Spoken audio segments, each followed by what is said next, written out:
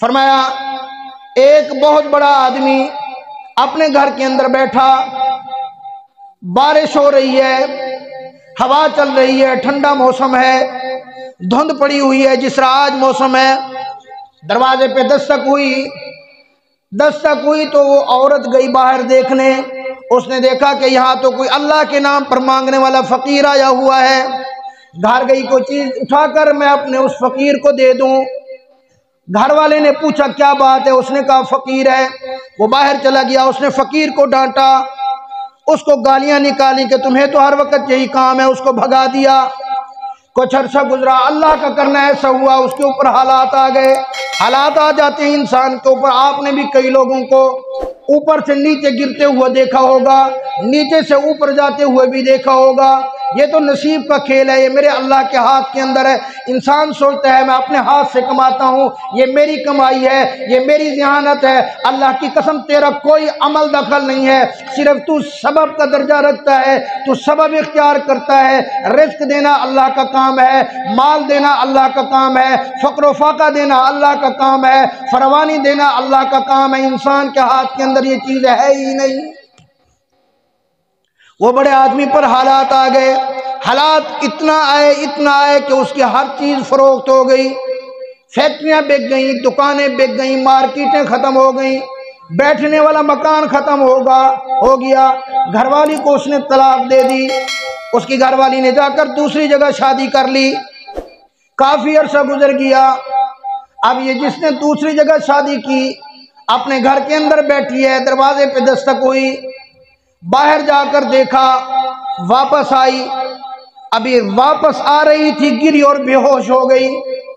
خاوند دوڑا، اٹھایا اس اپنی گھر والی کو، پانی شانی پلایا، چھینٹے مارے، کہنے لگا کیا بات ہو گئی، کسی نے کوئی بات کی ہے؟ اس نے کہا نہیں، زاروں قطار روئے جا رہی۔ اس نے پوچھا کہ کیا بات ہے، کیا ہوا؟ اس نے کہا بس چھوڑ دو۔ بار بار پوچھا تو اس نے کہا کہ میں جس جگہ پہلے میری شادی کی ہوئی تھی، میرا وہی خامن تھا جو بھیک مانگ باہر کٹورا لیے بھیک مانگ رہا تھا۔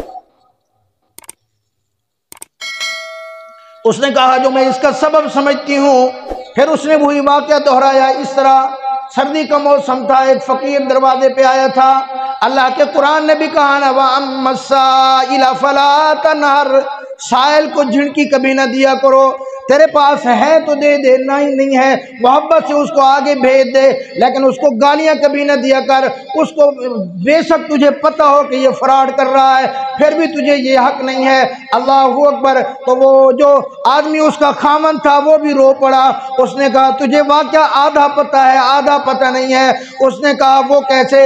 اس نے کہا یہ بھیک مانگنے والا تیرا پہلا شوہر ہے، اور یہ جو ابھی تیرا شوہر ہے یہ وہی بھیک مانگنے والا ہے۔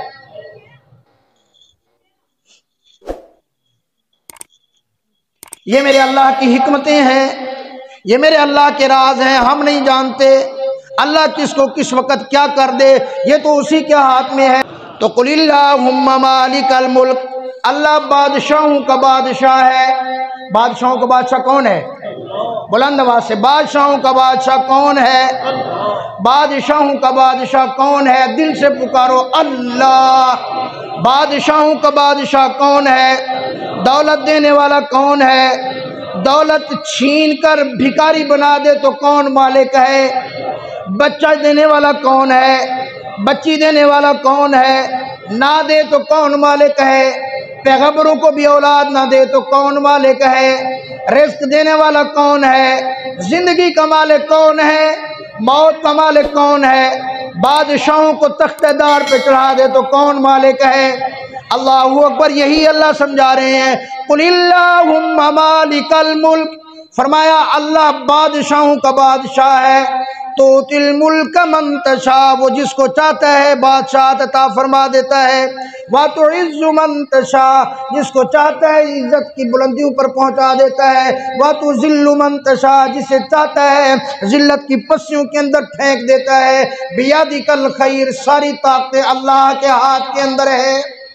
ارے آپ دور نہ جاؤ، آپ کے تو پاکستان کے اندر بھی ایسے ایسے بادشاہ گزرے ہیں جو کہتے تھے میری کرسی بڑی مضبوط ہے، میری کرسی کو کوئی نہیں ہلا سکتا، میری کرسی کو کوئی نہیں ہاتھ لگا سکتا۔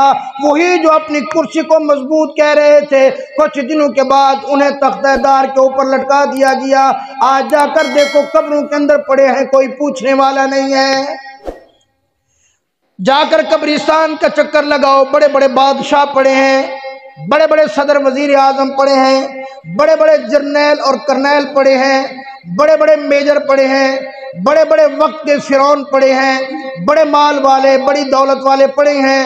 ایسے بھی پڑے ہیں کہ جو کبھی اپنے جسم کے اوپر مکھی نہیں بیٹھنے دیتے تھے، اپنے جسم کے اوپر مٹی نہیں لگنے دیتے تھے، اپنے کپڑے کی استری خراب نہیں ہونے دیتے تھے۔ ارے آج ذرا قبرستان کا چکر لگا کے تو دیکھ، اس کی قبر نیچے ہوئی پڑی ہے، اس کے اوپر من مٹی پڑی ہے، اپنی مٹی کو ہٹانے کی اس کو طاقت نہیں ہے۔ کس چیز کا غرور ہے تجھے، کس چیز کا تکبر ہے تجھے، کس چیز نے تجھے دھوکے میں ڈالا؟ اسی لیے تو اللہ رب العالمین نے فرمایا یا ایھا الانسان ما غرک بربک الکریم، فرمایا اے انسان تجھے کس چیز نے اپنے رب کریم سے دھوکے کے اندر ڈالا ہے، کس چیز نے تجھے دھوکہ دیا ہے؟